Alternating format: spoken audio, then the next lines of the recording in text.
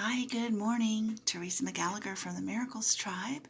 Thanks for joining me for our daily workbook lesson from A Course in Miracles. Today we are on lesson 156. I walk with God in perfect holiness. Today's idea but states the simple truth that makes the thought of sin impossible. It promises there is no cause for guilt, and being causeless, it does not exist. It follows surely from the basic thought so often mentioned in the text, ideas leave not their source. If this be true, how can you be apart from God? How could you walk the world alone and separate from your source? We are not inconsistent in the thoughts that we present in our curriculum. Truth must be true throughout, if it be true. It cannot contradict itself, nor be in parts uncertain and in others sure. You cannot walk the world apart from God, because you could not be without Him. He is what your life is. Where you are, He is. There is one life. That life you share with Him. Nothing can be apart from Him and live.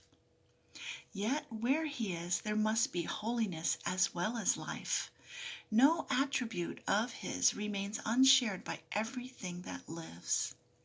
What lives is holy as Himself, because what shares His life is part of holiness, and could no more be sinful than the sun could choose to be of ice, the sea elect to be apart from water, or the grass to grow with roots suspended in the air. There is a light in you which cannot die, whose presence is so holy that the world is sanctified because of you. All things that live bring gifts to you and offer them in gratitude and gladness at your feet. The scent of flowers is their gift to you. The waves bow down before you, and the trees extend their arms to shield you from the heat and lay their leaves before you on the ground, that you may walk in softness while the wind sinks to a whisper round your holy head. The light in you is what the universe longs to behold. All living things are still before you, for they recognize who walks with you.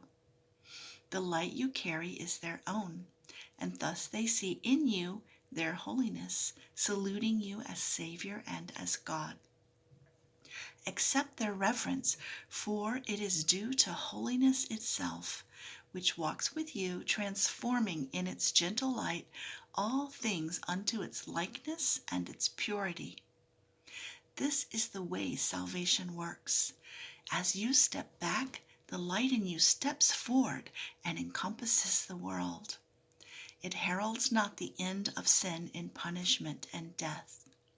In lightness and in laughter sin is gone, because its quaint absurdity is seen. It is a foolish thought, a silly dream, not frightening, ridiculous perhaps, but who would waste an instant in approach to God Himself for such a senseless whim?